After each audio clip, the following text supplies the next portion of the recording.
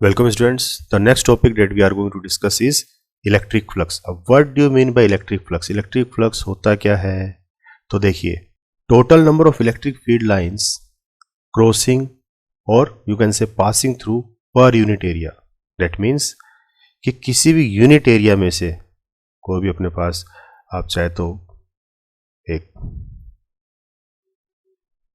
Plain area मान लो या कोई भी सर्कुलर डिस्क टाइप का एरिया मान लो, ठीक है ना। तो किसी भी एरिया से पर यूनिट एरिया से कितनी इलेक्ट्रिक फील्ड लाइंस पास हो रही हैं, वो क्या है, वो फ्लक्स होती है। ये इलेक्ट्रिक फील्ड लाइंस है।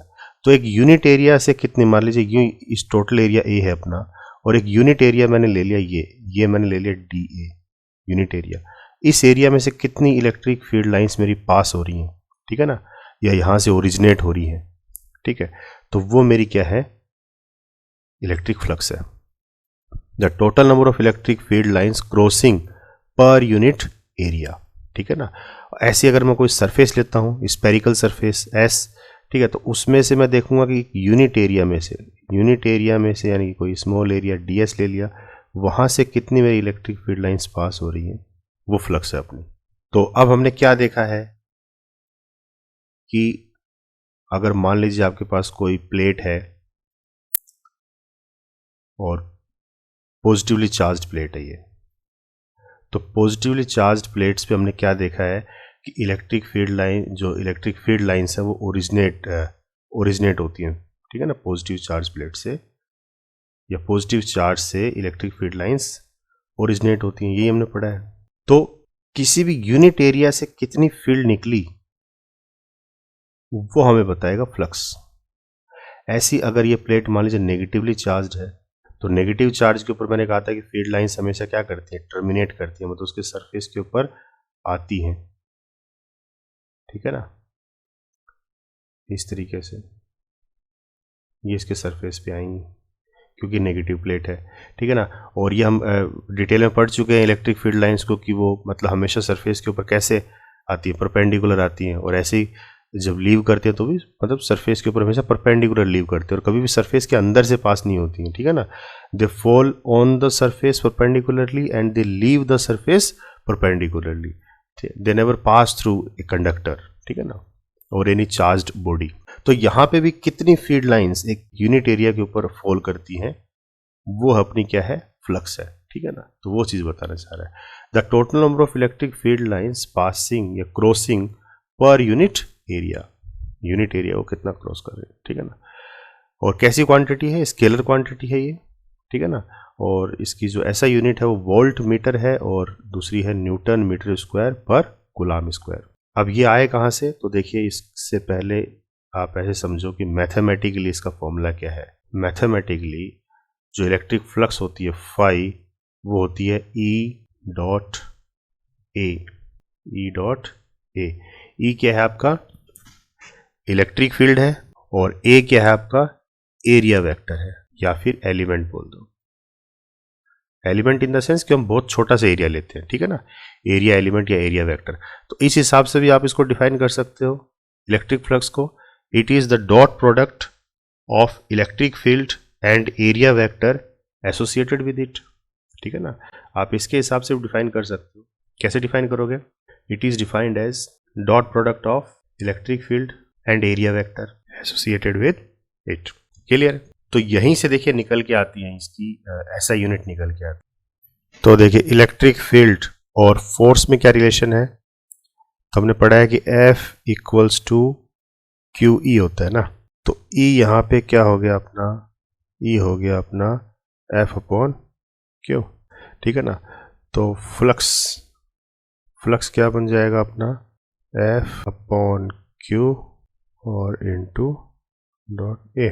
तो यहाँ से अपन देख सकते हैं कि देखिए फोर्स की ऐसा यूनिट क्या होती है, फोर्स की ऐसा यूनिट होती है न्यूटन, एरिया की होती है मीटर स्क्वायर, और चार्ज की होती है कूलम। तो न्यूटन मीटर स्क्वायर पर कूलम, तो एक तो ऐसा यूनिट ये आ गई, न्यूटन मीटर स्क्वायर पर कूलम, ठीक है ना। एक अपन पढ़ते हैं, अभी अपन आगे पढ़ेंगे इस चीज़ को कि इलेक्ट्रिक फील्ड और पोटेंशियल में क्या डिफरेंस है। तो वो होता है V equals to E R, ठीक है ना। ये स्टैंडर्ड तरीके, इनको ऐसे ही याद रखा करो आप, जैसे F equals to Q E, V equals to E R, ठीक है ना, स्टैंडर्ड तरीके हैं ये। तो यहां से ई क्या हो जाएगा अपना, ई हो जाएगा अपना वी अपॉन आर। तो इस हिसाब से क्या निकल जाएगी फिर, flux is equal to V upon R dot A. तो देखिए पोटेंशियल का होता है वोल्ट का वी, एरिया का मीटर स्क्वायर, और अपॉन आर डिस्टेंस है, डिस्टेंस का भी मीटर, ठीक है ना। तो 1 m से 1 m कट जाएगा, तो अपना क्या बचेगा, वोल्ट मीटर, ठीक है। तो एक ऐसा यूनिट ये है, और एक ऐसे, दो ऐसे यूनिट होती है इसकी, ठीक है ना। तो एग्जाम में ये भी इंपॉर्टेंट है, कई बार ऐसा यूनिट पूछ लेते हैं कि ये ऐसा यूनिट बताओ किसकी है। अब एक केस है हमारे सामने, पहला केस क्या ले रहा है ये, कि when the field is uniform passing through a surface area normally. तो एक कैसी इलेक्ट्रिक फील्ड ले रहे हैं, यूनिफॉर्म इलेक्ट्रिक फील्ड हम ले रहे हैं, ठीक है ना। तो यूनिफॉर्म इलेक्ट्रिक फील्ड कैसी होती है, इक्वी डिस्टेंट होती है ना आपस में, मतलब हर एक पॉइंट के ऊपर जो इलेक्ट्रिक फील्ड स्ट्रेंथ है वो इक्वल होती है, ठीक है ना। ये जैसे यूनिफॉर्म इलेक्ट्रिक फील्ड है इस तरीके से, मतलब हर एक पॉइंट पे इलेक्ट्रिक फील्ड की जो स्ट्रेंथ है वो सेम होगी, यूनिफॉर्म इलेक्ट्रिक फील्ड। ये मैं आपको बता चुका हूँ पीछे, यूनिफॉर्म इलेक्ट्रिक फील्ड है ये, ठीक है। यूनिफॉर्म क्यों है, क्योंकि यहाँ पे मान लीजिए ए पॉइंट ले लो, यहाँ पे बी पॉइंट ले लो, तो हर एक पॉइंट के ऊपर electric field at point A is equal to electric field at point B, हर एक पॉइंट पे इलेक्ट्रिक फील्ड जो बराबर होती है। तो ऐसी इलेक्ट्रिक फील्ड को क्या बोलते हैं, यूनिफॉर्म बोलते हैं, ठीक है ना। तो ये कह रहा है कि जब कोई ऐसी यूनिफॉर्म इलेक्ट्रिक फील्ड किसी भी सरफेस से नॉर्मली अगर निकले, तो नॉर्मली निकलेगी, मान लीजिए ये सरफेस हमने ले लिया, तो आपको पता कैसे चलेगा कि उसका नॉर्मल क्या है। तो मान लीजिए सरफेस आप कुछ भी ले लीजिए, सर्कुलर डिस्क टाइप में ले लीजिए, या फिर आप रेक्टेंगुलर इस तरह से शीट ले लीजिए, आप कोई भी एरिया ले लीजिए। अब मैंने क्या किया, अपने अंडरस्टैंडिंग के लिए इसके ऊपर एक नॉर्मल ड्रॉ कर लेते हैं हम लोग, जैसे ये हमारे लिए नॉर्मल है, ठीक है ना। एन यूनिट वेक्टर से डिनोट करते हैं, एन यूनिट वेक्टर हमेशा डायरेक्शन शो करता है ना, ठीक है, हमने 11th में पढ़ा है वेक्टर्स में। तो consider a unit vector N normal to the surface area, मतलब हमने ये मान लिया कि हमारे लिए ये नॉर्मल है, ठीक है ना। अब जितनी भी इलेक्ट्रिक फील्ड लाइंस इस यूनिट वेक्टर के पैरेलल अगर हो जाएंगी, तो इसका मतलब वो अंडरस्टूड सी बात है कि वो सारी भी क्या होंगी, नॉर्मली होंगी, ठीक है ना। तो अब मान लेते हैं कि यूनिफॉर्म इलेक्ट्रिक फील्ड लाइंस जो हैं सब की सब इस यूनिट वेक्टर के पैरेलल आ रही हैं इस तरीके से। तो इसका मतलब अंडरस्टूड है कि इलेक्ट्रिक फील्ड लाइंस भी कैसे पास हो रही हैं, नॉर्मली पास हो रही हैं, ठीक है ना। ये सारी इलेक्ट्रिक फील्ड लाइंस हैं। तो consider a small unit vector N normal to the surface area in outward direction. When the field lines are parallel to this unit vector that is normal to the surface, then electric flux is given by। तो अब हम क्या मान लेते हैं कि अगर electric field lines इस यूनिट वेक्टर के अगर पैरेलल हैं, तो इसका मतलब वो भी क्या है, नॉर्मल है सरफेस के ऊपर, ठीक है। तो उस हिसाब से हमारे पास फ्लक्स का फॉर्मूला क्या हो गया, ई डॉट एरिया वेक्टर, और डॉट प्रोडक्ट को अगर अपन खोलेंगे तो क्या आएगा, ई ए कॉस थीटा, और थीटा क्या है, angle between E and A, E and A के बीच का एंगल है, ठीक है ना। तो एरिया का जो यूनिट वेक्टर का एंगल है वो एन, ये शो करता है अपने को, ठीक है ना। तो यहाँ पे एंगल दोनों के बीच में क्या है अपना, 0 डिग्री है। तो 0 डिग्री हो गया, इसका मतलब आपका रिजल्ट क्या आया, ई ए, ठीक है ना। तो ये बताना चाह रहा है। तो एक तो कंडीशन ये थी कि जब नॉर्मली पास होंगी। सेकंड केस क्या कह रहा है कि when the electric field is uniform but it makes some angle with a unit vector N, ठीक है ना। तो इसको आप ऐसे समझिए कि मान लीजिए ये मेरा सरफेस है जो मैंने ऊपर लिया था, उसी हिसाब से कि ये मेरा कोई सरफेस है, इसके ऊपर ये मेरे लिए क्या है, नॉर्मल है, एन यूनिट वेक्टर, ठीक है ना, ये मेरे लिए नॉर्मल है। और अब जो इलेक्ट्रिक फील्ड लाइंस जो इसके सरफेस पे से पास हो रही है वो कुछ इस तरीके से पास हो रही है, ठीक है ना, इस तरीके से पास हो रही है, ये इस तरीके से। तो यानी कि अब इलेक्ट्रिक फील्ड लाइंस जो हैं वो कुछ एक सर्टेन एंगल बना रही हैं, थीटा। तो उस केस में मेरा फ्लक्स क्या हो जाएगा, तो फ्लक्स जैसे ई डॉट ए है, तो यहाँ पे क्या आ जाएगा, ई ए कॉस थीटा, ठीक है ना, ये आ जाएगा आपका, ठीक है। तो इस सब की जरूरत नहीं है, इसकी जरूरत नहीं है, आप सीधा मतलब ये लिख सकते हो, ठीक है ना। थर्ड केस क्या कह रहा है, देखिए, when the field is non uniform, अब जो इलेक्ट्रिक फील्ड है वो कैसी है, नॉन यूनिफॉर्म है, ठीक है ना। तो नॉन यूनिफॉर्म कैसी होगी, मतलब इस तरीके से नॉन यूनिफॉर्म इलेक्ट्रिक फील्ड है, मतलब इस तरीके से ये जो इलेक्ट्रिक फील्ड है ये नॉन यूनिफॉर्म है। कैसे कि यहाँ पे हर एक पॉइंट पे अलग अलग इलेक्ट्रिक फील्ड, जैसे ए पॉइंट ये ले लिया, बी पॉइंट ये ले लिया, तो यहाँ पे electric field at A is not equal to electric field at B, ठीक है ना। तो ये ऐसी इलेक्ट्रिक फील्ड कैसी होती है, नॉन यूनिफॉर्म होती है, ठीक है ना। तो नॉन यूनिफॉर्म इलेक्ट्रिक फील्ड ले ली। In this case divide the surface area into smaller areas of, या स्मॉलर एरियाज को डिफरेंशियल फॉर्म में दे दिया ds each, assume that the electric field within this area is uniform। तो अब हम क्या करते हैं कि ये कह रहा है कि अगर ऐसा कोई सरफेस है और उस सरफेस के ऊपर से, ये तो हमने मान लिया अपना नॉर्मल ये है यूनिट वेक्टर, ठीक है ना, और इलेक्ट्रिक फील्ड लाइन जो इसमें से पास हो रही हैं वो नॉन यूनिफॉर्म है, ठीक है ना। तो non uniform means they are not equidistant from each other, तो इस तरीके से पास हो रही है, ठीक है ना। तो ये इलेक्ट्रिक फील्ड लाइंस पास हुई। तो अब हम क्या कहते हैं कि मान लीजिए टोटल सरफेस एरिया S है, तो अगर इसमें से हम स्मॉल सरफेस ले लें, small area, small surface area, तो वहां पे अपन क्या देखते हैं स्मॉल सरफेस एरिया ds में कि जो इलेक्ट्रिक फील्ड लाइंस होंगी वो कैसी होंगी, यूनिफॉर्म होंगी। इन this case divide the surface area into smaller areas of ds each, assuming that electric field within this area is uniform। और हम क्या assume कर लेते हैं कि ये जो स्मॉल सेक्शन हमने लिया है इसके अंदर इलेक्ट्रिक फील्ड कैसी है, यूनिफॉर्म है, ठीक है ना। तो फ्लक्स का फॉर्मूला क्या है, आप चाहो तो ये सारा तामझाम लिख सकते हो, नहीं तो आप अपने हिसाब से बना सकते हो। फ्लक्स क्या है अपनी, E डॉट ए, ठीक है ना। और जैसे अपने यहाँ पे S लिया है तो आप देखिए किसी किसी बुक में आपको A मिल जाएगा, किसी किसी बुक में आपको S मिल जाएगा, तो इस कोई दिक्कत नहीं है, एक ही चीज़ है, ठीक है ना। एक एरिया वेक्टर होता है, एक सरफेस वेक्टर होता है, बात वही है। तो E डॉट S, ठीक है ना। अब स्मॉल एरिया आप ले रहे हो, ठीक है, तो आप अगर मान लीजिए मतलब इसको डिफरेंशियल फॉर्म में ले लिया, तो आपने स्मॉल फ्लक्स देख रहे हो ना, भी स्मॉल एरिया से कितनी फ्लक्स निकलेगी, तो वो स्मॉल फ्लक्स होगी, तो d फाई और E डॉट ds, ठीक है। तो ये आपका एक्सप्रेशन आ जाएगा ये वाला। तो ये तो था स्मॉल एरिया के लिए, लेकिन फिर आपको एंटायर शीट के लिए निकालना पड़ेगा। एंटायर के लिए कैसे निकालोगे, फिर उसको आप इंटीग्रेट कर दोगे। तो for entire close surface flux can be obtained by using integration, तो इसको आप इंटीग्रेट कर दोगे दोनों तरफ, integrating both sides E dot ds। तो ये जो सिंबल होते हैं क्लोज सरफेस के लिए होता है, जैसे क्लोज है ये जो सरफेस है क्लोज है हमारा, ठीक है ना। तो क्लोज सरफेस के लिए तो flux, total flux of entire surface area. तो देखिए कुछ इंपॉर्टेंट पॉइंट्स आपको बता देता हूँ इलेक्ट्रिक फ्लक्स के बारे में।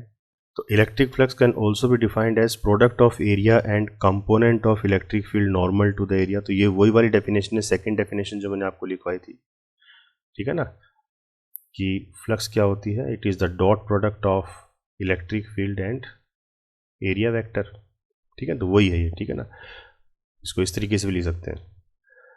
दूसरा, sometimes field will be non uniform if the surface area is not a perfect plane. अब इसका क्या मतलब हो गया कि अगर हमारे पास मान लीजिए कोई भी स्मूथ सरफेस है, सरफेस कैसा है अपने पास, स्मूथ है, ठीक है ना, स्मूथ सरफेस है, तो हमें पता है सरफेस अगर मान लीजिए, और ये सरफेस पॉजिटिवली चार्ज सरफेस है, पॉजिटिवली चार्ज सरफेस है, तो इसके ऊपर से इलेक्ट्रिक फील्ड लाइंस मतलब ओरिजिनेट होंगी। और हमेशा सरफेस के ऊपर कैसे ओरिजिनेट होती है, परपेंडिकुलरली, ये हमें पढ़ चुके हैं पीछे, ठीक है ना। इलेक्ट्रिक फील्ड लाइंस कैसे ओरिजिनेट होंगी, परपेंडिकुलर ओरिजिनेट होंगी हमेशा। अब ये मान लीजिए ये प्लेन का एक्सिस है, ये प्लेनर एक्सिस है, और इसके साथ जो इलेक्ट्रिक फील्ड लाइंस निकल रही है ये 90 डिग्री एंगल पे जा रही है, ठीक है ना, ये 90 डिग्री एंगल पे जाती है इलेक्ट्रिक फील्ड लाइंस। ऐसे अगर नेगेटिवली चार्ज होता तो उसके सरफेस के ऊपर 90 डिग्री है टर्मिनेट होती है, मतलब उसके ऊपर आके गिरती है, ठीक है ना। हमेशा सरफेस के ऊपर से ही ओरिजिनेट होंगी, सरफेस के ऊपर ही टर्मिनेट होंगी, ठीक है।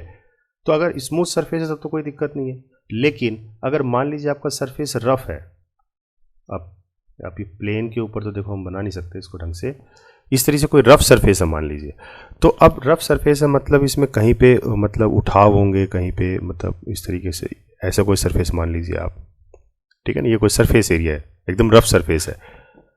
अब हर एक सरफेस के ऊपर परपेंडिकुलर निकलती है ना इलेक्ट्रिक फील्ड लाइंस, तो अब ये देखिए ये सरफेस है, तो इस सरफेस के ऊपर परपेंडिकुलर मान लीजिए इलेक्ट्रिक फील्ड लाइंस ऐसे निकल गई, इस तरीके से ये निकली इलेक्ट्रिक फील्ड लाइन, ठीक है।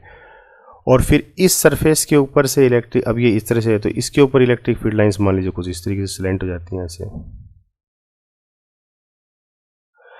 अब यहाँ फिर एक एरिया ये बदल गया प्लेन, तो यहाँ पे इलेक्ट्रिक फील्ड लाइंस कुछ ऐसी हो गई, यहाँ पे इलेक्ट्रिक फील्ड लाइंस कुछ ऐसी हो गई, ठीक है ना। तो अपन क्या देखते हैं कि इलेक्ट्रिक फील्ड लाइंस जो हैं वो आपस में मैच नहीं कर रही हैं, ठीक है ना, एक तरीके से नॉन यूनिफॉर्म है। जैसे यहाँ पे इस वाले केस में क्या हो रहा था, इलेक्ट्रिक फील्ड लाइन सारी यूनिफॉर्म थी, इक्वी डिस्टेंट थी आपस में, लेकिन यहाँ पे अलग अलग है। यहाँ पे इलेक्ट्रिक फील्ड लाइंस आपस में इक्वी डिस्टेंट नहीं है, तो इलेक्ट्रिक फील्ड लाइंस कैसी हैं, नॉन यूनिफॉर्म है, ठीक है ना। तो यही कह रहा है कि अगर सरफेस अगर आपका रफ होता है तो वहाँ पे इलेक्ट्रिक फील्ड लाइंस कैसी हो जाती हैं, आपकी नॉन यूनिफॉर्म हो जाती है। तो उस केस में अपन कैसे कैलकुलेट करते हैं, स्मॉल एरिया ले लेते हैं अपन, ठीक है ना। ये मान लीजिए मैंने स्मॉल एरिया ले लिया, ठीक है ना, ये कोई स्मॉल एरिया मैंने ले लिया, और इस स्मॉल एरिया में हम क्या मान के चलते हैं कि यहाँ पे जो इलेक्ट्रिक फील्ड लाइंस है वो सारी की सारी कैसी हैं, यूनिफॉर्म है, ठीक है ना। तो एंटायर एरिया मान लीजिए एस था और स्मॉल एरिया मैंने स्मॉल सरफेस ds ले लिया। तो वो कह रहा है तो sometimes field will be non uniform if the surface area is not a perfect plane. Next, the flux में भी पॉजिटिव, नेगेटिव और जीरो। तो जो इलेक्ट्रिक फ्लक्स है उसकी वैल्यू हमारे पास पॉजिटिव भी हो सकती है, नेगेटिव भी हो सकती है और जीरो भी हो सकती है। कैसी होगी, तो पहला केस कर लेते हैं। ये सारी किसके ऊपर डिपेंड करेगी, थीटा की वैल्यू पर डिपेंड करता है। तो अगर थीटा की वैल्यू लेस देन 90 डिग्री और ग्रेटर देन जीरो है तो हमें पता है उस केस में कोस थीटा की वैल्यू हमेशा क्या आएगी, पॉजिटिव आएगी। तो इसका मतलब फ्लक्स की वैल्यू भी क्या होगी, पॉजिटिव होगी। क्लियर। तो when electric field point outward for a close surface flux will be positive and the charges enclosed bye it is also positive. क्या मतलब हुआ इसका, तो ये कह रहा है कि इलेक्ट्रिक फील्ड, और ऐसा केस कि जहां पे फ्लक्स की वैल्यू पॉजिटिव हो वो कब पॉसिबल है, जब इलेक्ट्रिक फील्ड लाइंस उस सरफेस से बाहर की तरफ जाएं। और किसी भी सरफेस के ऊपर से इलेक्ट्रिक फील्ड लाइंस बाहर की तरफ कब जाएंगी, कोई भी सरफेस है उसके ऊपर से इलेक्ट्रिक फील्ड लाइंस बाहर की तरफ कब जाती हैं, कब जाती हैं बाहर की तरफ, जब अंदर चार्ज कैसा हो, पॉजिटिव चार्ज हो। अंदर चार्ज कैसा हो, पॉजिटिव हो। हमने यही पढ़ा है कि पॉजिटिव चार्ज अगर है, positive charge is enclosed then the electric field lines will be radially outward. Outward होती है इलेक्ट्रिक फील्ड लाइंस, ठीक है ना, तो बाहर की तरफ निकलेंगे। और ये हमेशा कैसी निकलती हैं, परपेंडिकुलर निकलती हैं, ठीक है ना। तो अगर मान लीजिए ये हमारे लिए यूनिट वेक्टर नॉर्मल ये है, तो इसके साथ इलेक्ट्रिक फील्ड लाइन जो है आपका कुछ भी एंगल बना रही है थीटा, ठीक है, तो वो थीटा क्या होना चाहिए, 90 से छोटा और 0 से बड़ा होना चाहिए। तो उस केस में इलेक्ट्रिक फील्ड लाइन सारी बाहर की तरफ निकलेंगी। Clear. Second case, when theta is less than 180 and greater than 90 degree, तो उस केस में कोस थीटा की वैल्यू क्या होगी, नेगेटिव होगी, ठीक है ना। तो नेगेटिव इन द सेंस, अब इसको ऐसे समझो कि कोई भी चार्ज्ड शीट है और अब शीट कैसी चार्ज्ड है, नेगेटिवली चार्ज्ड है, क्योंकि जब शीट नेगेटिवली चार्ज्ड होती है तो उसके ऊपर हमेशा फील्ड लाइंस उसके सरफेस के ऊपर नॉर्मली टर्मिनेट होती हैं आके, ठीक है ना। और ये मान लीजिए हमारे लिए ये नॉर्मल है, ये हमारे लिए नॉर्मल है, ठीक है ना। तो उस केस में इलेक्ट्रिक फील्ड लाइंस कितना एंगल बना रही हैं, तो वो अपन देखते हैं, ठीक है ना, ये इस तरीके से। तो when electric field lines points inward, तो इसमें इनवर्ड होंगी for a close surface, flux will be negative and the charge enclosed bye it also negative. तो ऐसे सरफेस के अंदर चार्ज कैसा होगा, आपका नेगेटिव होगा, तभी उसके अंदर इलेक्ट्रिक फील्ड लाइंस आएंगी। अब एंगल हम ये क्यों लेंगे, ये वाला एंगल क्यों नहीं लिया, छोटे वाला, तो देखिए वेक्टर्स में हम क्या पढ़ते हैं कि अब दोनों वेक्टर फॉर्म में ना, इलेक्ट्रिक फील्ड लाइंस भी वेक्टर क्वांटिटी है, ठीक है ना, और एरिया जो हमने लिया है वो भी एज ए वेक्टर लिया है हमने, ठीक है ना, एरिया एलिमेंट वेक्टर लिया है और उसके ऊपर हमने नॉर्मल माना है ये, तो दोनों ही देखिए वेक्टर हैं। तो वेक्टर के बीच में जब एंगल देखते हैं तो कैसे देखते हैं, टेल टू टेल या फिर हेड टू हेड, ठीक है। तो अब देखिए ये इसका हेड यहाँ पे, इसका टेल यहाँ, तो ये नहीं होगा एंगल, तो इसको हम पीछे एक्सटेंड करेंगे और फिर देखिए टेल टू टेल, तो ये वाला एंगल जाएगा। अब देखिए थर्ड केस देख लेते हैं, when theta is zero, theta zero है, इसका मतलब क्या हो गया कि इलेक्ट्रिक फ्लक्स जो है वो क्या होगी, मैक्सिमम हो जाएगी यहाँ पे। That means electric field lines passing perpendicular to the surface, ठीक है ना। ये अभी हमने जो किया था पीछे, जैसे कोई भी सरफेस एरिया है, ये मैक्सिमम और मिनिमम का केस हम कर रहे हैं अभी। तो कोई भी सरफेस है तो ये हमारे लिए क्या है, यूनिट वेक्टर, ये हमने नॉर्मल मान लिया कि हमारे लिए ये नॉर्मल है, ठीक है। और इसके ऊपर अगर कोई भी इलेक्ट्रिक फील्ड लाइंस इसके पैरेलल अगर होंगी, मतलब एन यूनिट वेक्टर के अगर पैरेलल होंगी इलेक्ट्रिक फील्ड लाइंस, तो वहाँ पे कोस थीटा कितना हो गया अपना, 0 डिग्री, यानी कि ये 1 हो गया अपना, ठीक है ना। तो फ्लक्स क्या होता है, ई ए कोस थीटा, ठीक है ना। और इसकी मैक्सिमम वैल्यू कितनी हो सकती है, इसकी मैक्सिमम वैल्यू 1 हो सकती है। तो जब ये 1 हो जाएगा उस केस में यानी कि अपना फ्लक्स क्या हो जाएगा, मैक्सिमम हो जाएगा, ठीक है। तो वही केस है ये। ऐसे ही कह रहा है कि व्हेन थीटा इज 90 डिग्री, तो 90 डिग्री कब होगा, तो इसको आप ऐसे समझो कि ये मेरा सरफेस एरिया है और ये मेरा यूनिट वेक्टर नॉर्मल एन ये है जो प्लेन के ऊपर, इसके प्लेन के ऊपर क्या है, परपेंडिकुलर है, ठीक है ना। और जो इलेक्ट्रिक फील्ड लाइंस जो निकल रही हैं वो इस तरीके से जा रही हैं, इसके सरफेस के ऊपर से ऐसे जा रही हैं, ऐसे इस तरीके से इलेक्ट्रिक फील्ड लाइंस। तो अब देखिए इलेक्ट्रिक फील्ड लाइंस जो हैं एन यूनिट वेक्टर के साथ कितना एंगल बना रही हैं, 90 डिग्री एंगल बना रही है। तो उस केस में फाई क्या हो जाएगा मेरा, ई ए कोस थीटा, तो थीटा 90 डिग्री कितना होता है, ये 0 बन जाता है, ठीक है ना। कोस 90 डिग्री 0 होता है, यानी कि ये मेरा हो गया 0, ठीक है ना। तो यानी कि मेरा फ्लक्स क्या हो गया, मिनिमम फ्लक्स हो गया, ठीक है ना। तो मिनिमम फ्लक्स हो गया, इसका मतलब कहने का क्या है कि इस तरीके से इलेक्ट्रिक फील्ड लाइंस कभी पास हो ही नहीं सकती, ठीक है। तो that means know field lines will pass through the surface, कि सरफेस से कोई फील्ड लाइंस पास हो ही नहीं रही है। तो कहने का मतलब कि इलेक्ट्रिक फील्ड लाइंस किसी भी सरफेस के परपेंडिकुलर पास हो सकती हैं या कुछ सर्टेन एंगल बना सकती हैं, लेकिन किसी भी प्लेन के पैरेलल पास नहीं हो सकती इलेक्ट्रिक फील्ड लाइंस। यहाँ पे क्या हो रहा है, ये कोई भी सरफेस है और इसके प्लेन के पैरेलल ये जा रही हैं, पैरेलल जा रही हैं इलेक्ट्रिक फील्ड लाइंस, तो ये पॉसिबल है ही नहीं। यहाँ पे electric field lines are parallel to the plane, यहाँ पे इलेक्ट्रिक फील्ड लाइन प्लेन के पैरेलल है, तो ये चीज़ पॉसिबल ही नहीं है, तो नॉट पॉसिबल, तो ये केस पॉसिबल नहीं है, ठीक है ना। तो ये था आपका फोर्थ केस। अच्छा, इसी चीज़ को समझने के लिए हम टारगेट बोर्ड भी यूज़ कर सकते हैं। इस तरह के बोर्ड को अपन क्या बोलते हैं, टारगेट बोर्ड बोलते हैं, ठीक है ना। तो इस टारगेट बोर्ड को इमेजिन करिए, ये मैंने वही बना रखा है, टारगेट बोर्ड ले रखा है एक तरीके से, ठीक है ना। तो देखिए क्या कह रहा है यहाँ पे कि टारगेट बोर्ड के साथ अब एकदम ये देखिए इस तरीके से एरोज, ये मतलब ये एरो मैं इसको पॉइंट आउट कर रहा हूं। तो अब ये 3 केस हैं। यहां पे इस टारगेट बोर्ड का जो प्लेन है वो कैसा है इन एरोज के लिए, परपेंडिकुलर है। परपेंडिकुलर है कि नहीं भाई, इन टारगेट बोर्ड का प्लेन क्या हो गया, टारगेट बोर्ड का प्लेन हुआ ये, और ये जो एरो आ रही हैं ये देखिए, तो कितना एंगल बन रहा है, 90 डिग्री।